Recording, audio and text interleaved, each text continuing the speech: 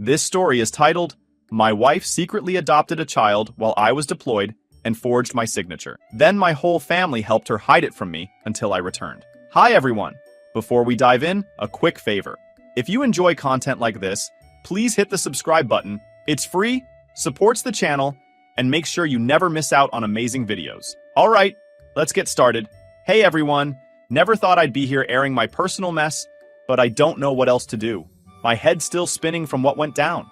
I'm using a throwaway because my sister's on my main account, and I'm not ready for her lectures. Anyway, here's the deal. I'm 28, male, married to Aspen, 27 female, for 5 years. Up until recently, I thought we had a solid marriage. Turns out I was completely wrong. We met in college during our senior year. I was wrapping up my degree in military science, and Aspen was studying elementary education. She was outgoing, funny, and didn't flinch when I told her I was heading into the military. Most women I dated either weren't interested or straight up bailed as soon as I mentioned deployments. Aspen was different. She said she liked how driven I was, and that she respected what I wanted to do. At the time, I thought I'd lucked out. We dated for about a year before I proposed. Our wedding was small, just close family and friends. We didn't want to waste money on a big show and we had long-term plans. I started my officer training, and Aspen got a teaching job near the base. We bought a modest house, nothing fancy but good enough to start our life. We always talked about having kids, but we agreed to wait a few years. We set a plan that both of us agreed upon. I'd finish my first couple of deployments, we'd build up some savings, and then start trying. Aspen was completely on board. Last year, I got orders for a 9-month deployment overseas. Aspen took it hard, but said she'd manage. She told me she'd stay busy with work, house projects, and volunteering at a local daycare near her school. It seemed like a good setup. Aspen had always been involved in the community, especially with military spouses. She even ran a support group for new wives, helping them adjust to the challenges of deployment life. I left thinking everything at home was fine. We kept in touch as much as we could while I was gone. Aspen would call or text whenever I had service, and in the beginning, our conversations felt normal. She talked about repainting the living room, planting a garden, and volunteering at the daycare. We video called often, usually every few days unless we were running operations, but something started to feel off about 4 months into deployment. Aspen started acting weird during our calls. She'd always be in the kitchen or our bedroom, never show the rest of the house. Her tone started to shift. She kept mentioning how quiet and lonely the house was, how much she missed having me around, and how fulfilling it was to spend time with the kids at the daycare. I tried to be supportive, figured she was just struggling with the deployment, reminded her we'd start our family soon enough. She'd get this strange look sometimes, say stuff like she couldn't wait to show me all the changes she'd made. I assumed she meant house decorations or maybe a new garden. Then she started talking about one kid in particular, a little girl named Ren. Aspen said Ren's teenage mom was struggling and couldn't give her the care she deserved. She kept bringing it up, saying things like, "It's just so sad to see kids like her fall through the cracks." I didn't think much of it. Aspen's always had a big heart, and I figured she was just venting. I told her to hang in there, and reminded her that we'd start our family when I got back. Fast forward to my homecoming. After 20 hours of traveling, I was beyond exhausted. All I wanted was to drop my bags, shower, and crash in my own bed. But the second I walked through the door, I knew something was off. The house didn't look the same. There were baby gates everywhere, toys scattered across the floor, a high chair in the dining room, and outlet covers on all the sockets. It was like walking into someone else's house. Before I could even process what I was seeing, a little girl, maybe 2 years old, came running out of the living room yelling, "Mama!" She went straight to Aspen, who picked her up like it was the most normal thing in the world. I just stood there, frozen, trying to make sense of what was happening. That's when Aspen turned to me with that weird smile on her face and said, "Hey, meet Ren, our daughter." Like she's introducing me to a new pet or something. I wish I could say I handled it gracefully, but I didn't.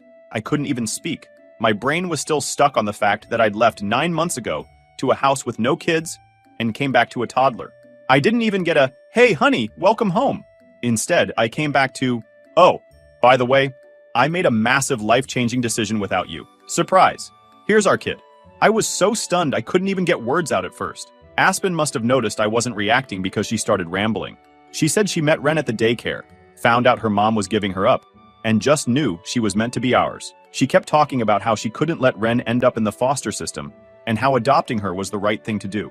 When I finally managed to find my voice, I was like, "Are you kidding me, Aspen? You made a decision like this without even talking to me?" She immediately got defensive, saying she tried to bring it up during our calls, but just couldn't figure out how to say it. Then she hit me with the whole, "I did what's best for our family" line, saying I'd get it once I spent time with Ren. Meanwhile, the kid's just standing there, wide-eyed and clutching some stuffed animal, looking totally lost while we're going at it. But the thing is, Aspen didn't just adopt Ren. She forged my signature on all the paperwork. She made a life-altering decision without consulting me, and she pretended I was 100% on board. But it didn't stop there. Apparently, my entire family knew. My parents, my sister, even my grandparents. They were all in on it. While I was deployed, they'd been visiting Aspen, babysitting Ren, and helping her get the house ready for our new family. They all thought this would be some grand surprise to welcome me home, which they did, in the most fucked up way. At that point, I couldn't even look at Aspen. I grabbed my still-packed deployment bag and headed for the door. Aspen followed me, crying and begging me not to leave. She kept saying I just needed time to adjust and that she'd done this for us. When I didn't respond, she got defensive and started accusing me of abandoning our family. I didn't bother arguing. I got in my car and drove to my buddy Jackson's place. When I got there, I just sat in his driveway for a while. I couldn't believe this was my life. The woman I trusted, the one who always insisted we make big decisions together, had gone behind my back and done something this huge. And my family, how could they be okay with this? How could they not think to call me even once and say, "Hey, are you cool with adopting a kid while you're gone?"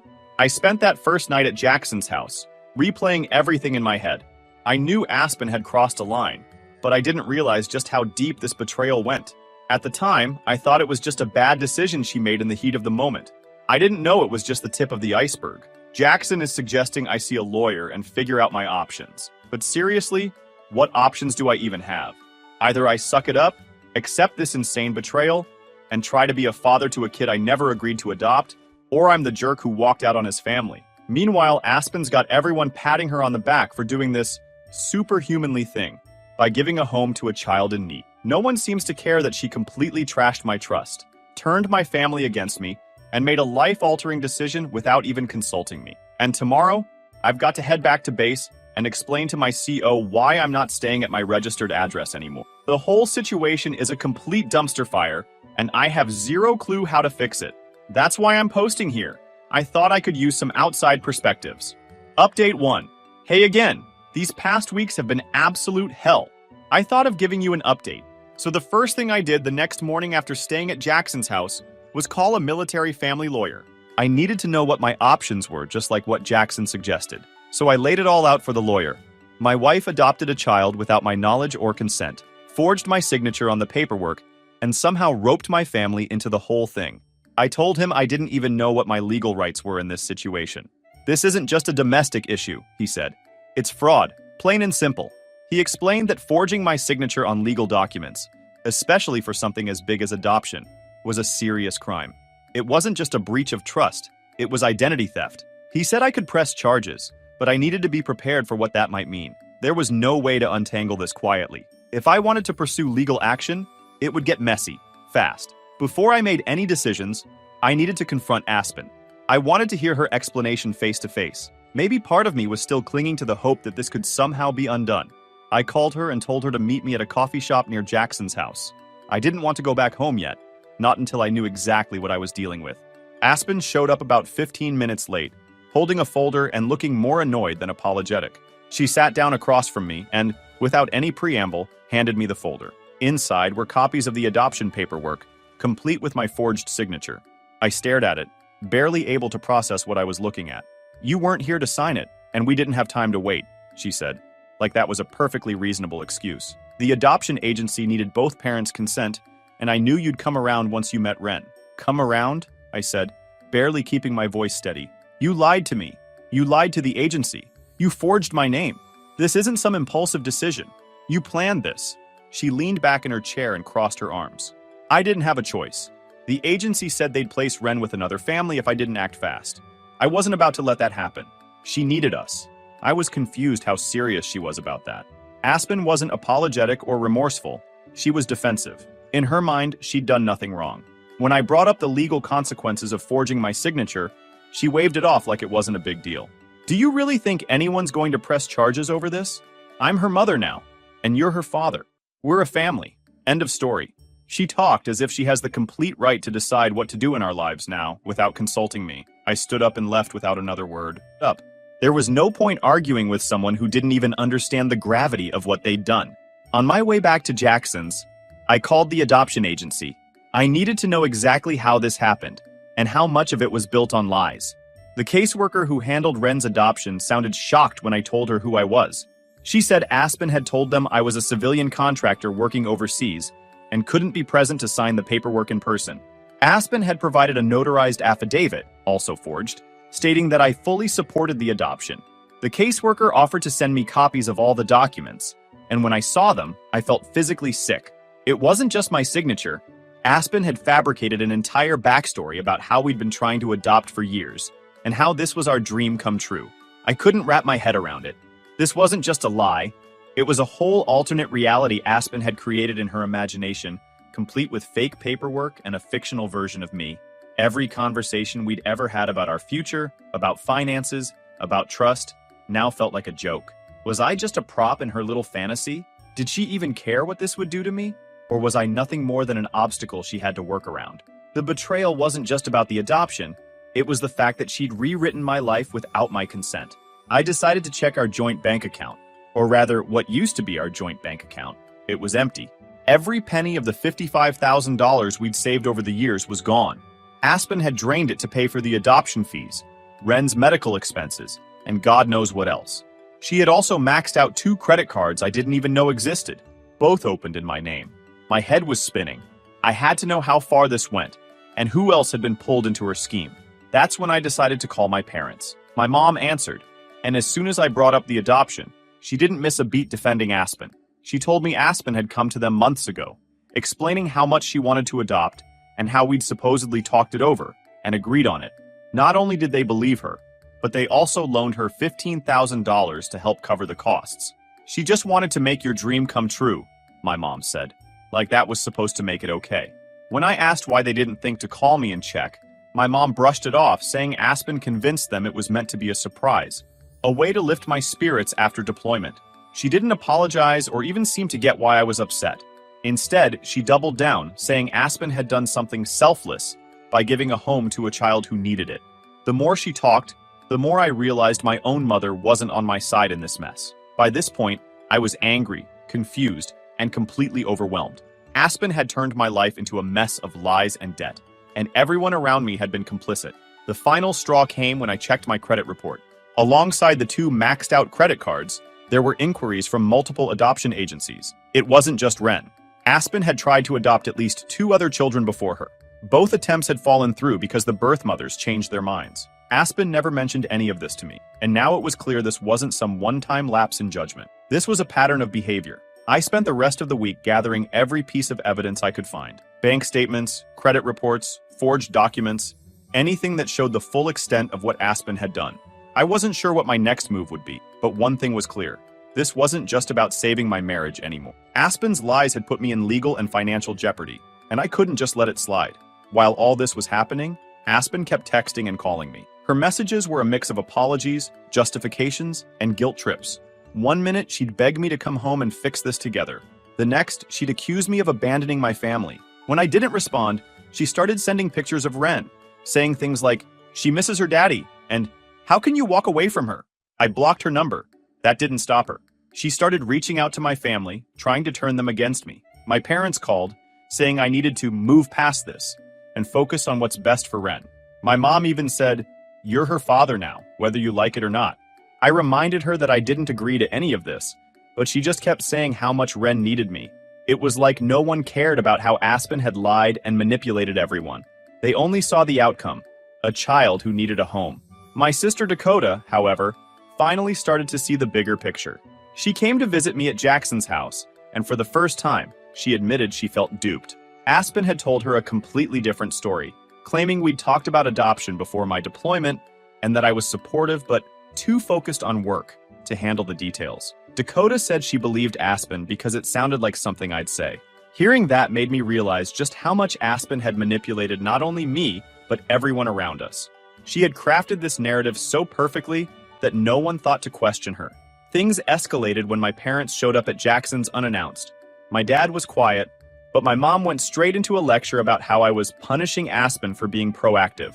She said Aspen was lonely during my deployment, and that adopting Ren was her way of coping. I told her this wasn't about loneliness. It was about lies and fraud. She brushed it off, saying, "She had good intentions. Isn't that what matters?" I lost it. I told them both that Aspen had drained our savings, maxed out credit cards, and forged my signature. I showed them the documents. My dad looked shocked, but my mom just said, "Money comes and goes, but family is forever." I was completely stunned. They weren't just complicit, they were enablers. They didn't see the damage she caused or the trust she shattered. I told them I needed space and asked them not to contact me until they could see things from my perspective. They left reluctantly, my mom muttering something about me being too rigid. The next day, I received an email from Aspen's school district. Apparently, the adoption agency had reported the fraud to them, and they were conducting their own investigation. Aspen was placed on administrative leave while they sorted through the allegations. She wasted no time spinning the situation on Facebook. She posted this long, emotional rant about how she was being punished for trying to give a child a loving home. She wrote about how hard it was to be a military wife and how she had to make impossible decisions while I was gone. Of course, people ate it up. Her friends and even some of my family members commented with messages of support, calling her a hero and shaming me for abandoning my responsibilities. At this point, I felt like I was living in an alternate reality. Aspen had managed to twist the narrative so completely that I was the villain in a story where she was the selfless heroine. The worst part was seeing pictures of Ren on her posts. She used that kid as a prop to gain sympathy, and it made me furious. Ren didn't ask for any of this. She was just a toddler caught in a web of lies, and Aspen was the one who put her there. Meanwhile, the lawyer started preparing the fraud case. He said we had enough evidence to press charges, but he warned me it would be a long and messy process. On top of that, there was the matter of undoing the adoption. Legally, I was listed as Ren's father, which meant I had obligations whether I liked it or not. The lawyer said we could fight to have the adoption invalidated due to the fraud, but it would be an uphill battle. Aspen's manipulation had turned everything into a total mess, and every move I made felt like sinking deeper into a trap I couldn't get out of. By the end of the week, I was completely drained. Aspen kept finding new ways to contact me, through mutual friends, fake numbers. She kept sending photos of Ren crying, saying she misses her daddy. How can I be missing someone I never agreed to be a father to? She's unbelievable. This is where I'm at right now, and honestly, I'm already exhausted. I'll keep you guys updated. Update 2. Let me get straight to this because things got even messier since my last update. So, the fallout from everything Aspen had done started spreading like wildfire. It wasn't just about the lies anymore. The fraud, the financial damage, and the ripple effect it had on everyone around me turned my entire life upside down. I was trying to keep my head above water, but it felt like every day brought another disaster tied back to her decision. The adoption agency's investigation ramped up quickly. They reached out again, this time asking for a formal statement from me. They wanted a detailed account of everything Aspen had done. They also confirmed that Ren's adoption could potentially be reversed based on Aspen's fraudulent actions. The caseworker told me that if the adoption was invalidated, Ren would likely go back into the system unless another guardian stepped forward. That news hit me hard. As angry as I was about everything Aspen had done, the idea of Ren being sent back to foster care felt wrong. She was an innocent kid who had already been through enough. I started asking questions about Ren's biological family, trying to figure out if there was a chance she could stay with someone she knew. That's when I learned about Katie, Ren's teenage birth mother, and her Aunt Harper. Turns out Katie was 16 when she had Ren, and had been struggling to balance school, work, and raising a baby. Harper had offered to adopt Ren and give her a stable home, but Aspen swooped in and convinced Katie to give her up instead. Aspen told the agency that she and I were a strong, stable couple who could give Ren the life she deserved. Harper had no idea about the fraud or the lies. She thought Katie's decision was made freely. I reached out to Harper through the agency, and we set up a meeting. I wasn't sure what to expect, but I knew I had to at least try to make things right. Harper lived a few hours away, so I made the drive on a Saturday morning. When I arrived, Katie was there too. She was quiet at first, but as we talked, the full scope of Aspen's manipulations started to come out. Katie explained how Aspen had befriended her during her pregnancy, offering help with tutoring and babysitting. She said Aspen made her feel like she had someone in her corner, someone who understood how hard it was to be a young mom. Over time, Aspen started suggesting that adoption might be the best option for Ren. She painted this rosy picture of what life with us would be like: 2 loving parents, a safe home, and financial stability. Katie said she only agreed because Aspen seemed so genuine. She had no idea I wasn't involved, or that Aspen was lying about my consent. Hearing all of this made me feel sick to my stomach. Aspen messed with me, and she straight up manipulated a vulnerable teenager into giving up her child with lies. Harper said they were ready to take Ren back if the adoption got reversed, but they were worried about how long it would all take. They didn't want Ren stuck in some messed up limbo, getting shuffled between homes. I told them I'd do whatever it took to help them, and make sure Ren ended up where she really belonged. Back on my end, things were getting even messier. The military community was divided. Some of my colleagues understood my position and encouraged me to press charges. They said Aspen's actions disrespected the trust and sacrifices that come with being a military family. Others, especially some of the spouses, sided with Aspen. They said I needed to be more forgiving and focus on building a future for Ren. It felt like no matter where I turned, someone had an opinion about what I should do. As all of this unfolded, Aspen didn't give up on trying to contact me. She showed up at Jackson's house twice, demanding to talk. The second time, she left a handwritten letter in the mailbox. In it, she apologized if she hurt me, but insisted that everything she did was for the good of our family. She begged me to come home and give our daughter a chance. She said we could go to therapy, work through the trust issues, and start fresh. It was ridiculous. How do you start fresh when someone has lied about everything? My lawyer is keeping me grounded, reminding me we had a strong case to invalidate the adoption, but it is going to be a long process. Aspen's not backing down. She's claiming my deployment forced her to make these decisions, and arguing that everything she did was for Ren's best interest. On top of that, she's twisting my reaction as proof that I'm somehow unfit to be a father. It's a mess, and every time it feels like we're getting somewhere, another issue pops up. Honestly, I have no idea how this will play out, but I'll update once there's more clarity. Thanks for sticking with me through this chaos. Update 3. Hey everyone, I figured it was time to give an update now that the court proceedings have finally kicked off. Let me tell you, this whole thing has been a draining experience in every possible way. By the time we got to the trial, I was already done with the marriage emotionally. Aspen had burned every bridge, and there was no coming back from it. Still, that didn't make dealing with the legal mess any easier.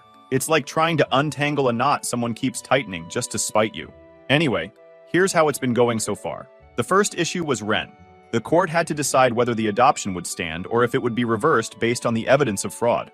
Harper and Katie, Ren's biological family, were pushing for custody. They presented a clear case. They were stable, capable, and had been ready to adopt Ren before Aspen interfered. My lawyer argued that the adoption should never have been approved in the first place due to the forged document. Aspen, of course, fought back, claiming that removing Ren would cause her irreparable harm.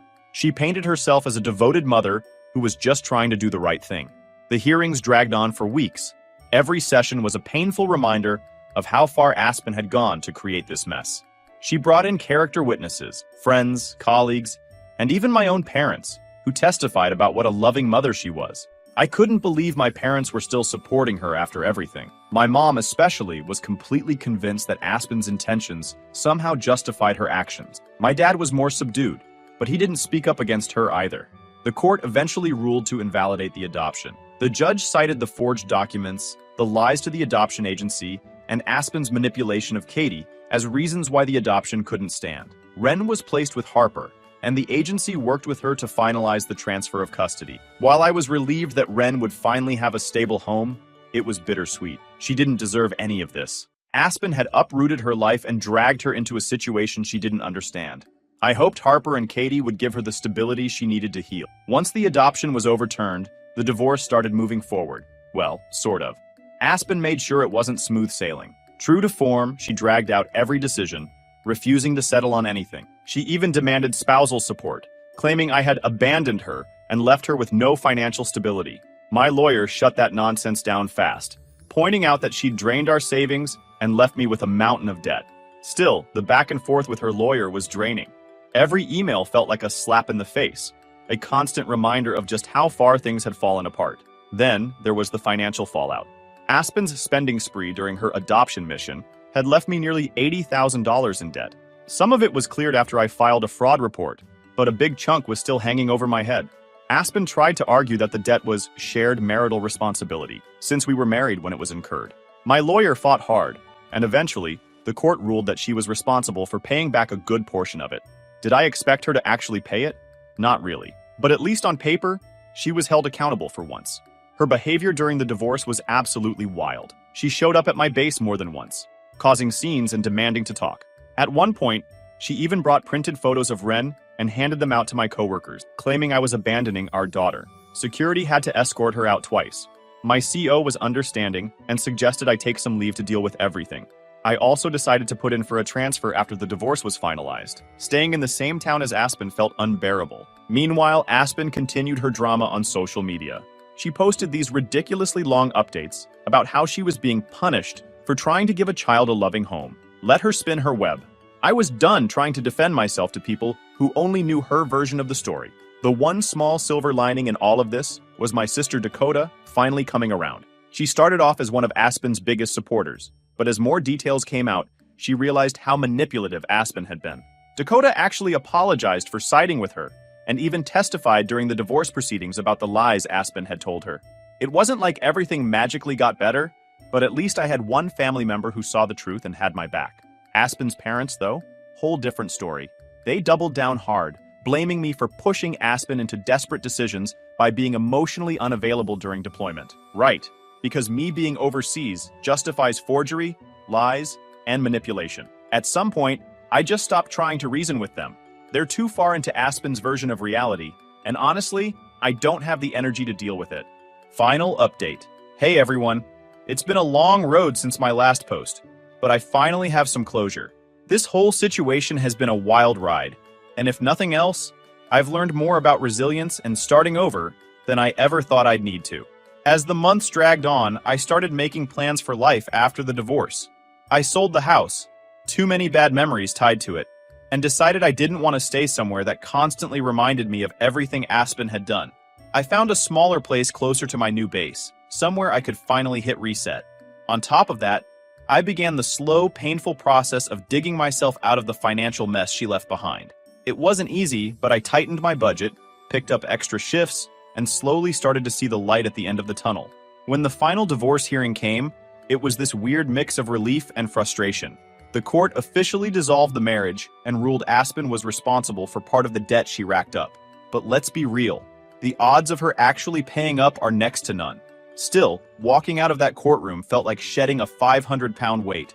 I was finally free from her lies and manipulation, and honestly, that freedom was worth more than anything the court would have awarded me. Aspen's reaction to the divorce was exactly what you'd expect. She launched into another social media tirade, accusing me of abandoning her and leaving her destitute.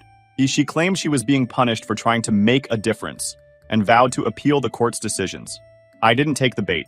Let her yell into the void. I was focused on moving forward. After getting the hell out of the divorce process, I was focused on getting my finances back on track.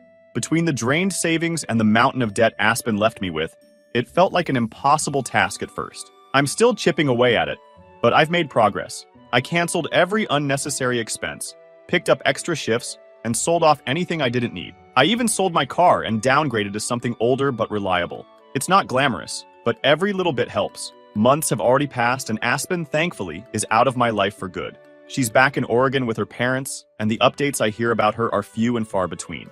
Apparently, she's still working at her dad's hardware store and occasionally stirring up drama online, but fewer people are paying attention these days. Her social media rants have tapered off, and the few mutual friends we had have either distanced themselves from her or cut ties completely. I don't check in on her anymore. She's not my problem, and I've got enough to deal with without dragging her mess back into my life. As for Ren, Katie's aunt still sends me updates now and then, even though she doesn't have to. Ren's doing great. She barely even remembers her time with Aspen. She's back with her original mom, Katie, who's finishing up high school while living with her aunt. They've got this stable family setup now, which is exactly how it should have been if Aspen hadn't stuck her nose where it didn't belong. Honestly, seeing them doing so well is a bit of a relief. And the military community? They've had my back more than I ever expected, which has been a lifesaver. In the end, life isn't perfect, but it's better. I'm not where I want to be yet, but I'm on my way. For the first time in a long time, I feel like I'm in control of my own life again. And honestly, that's enough for now. Thanks for sticking with me through this whole mess. I don't know what the future holds, but I'll keep taking it one step at a time.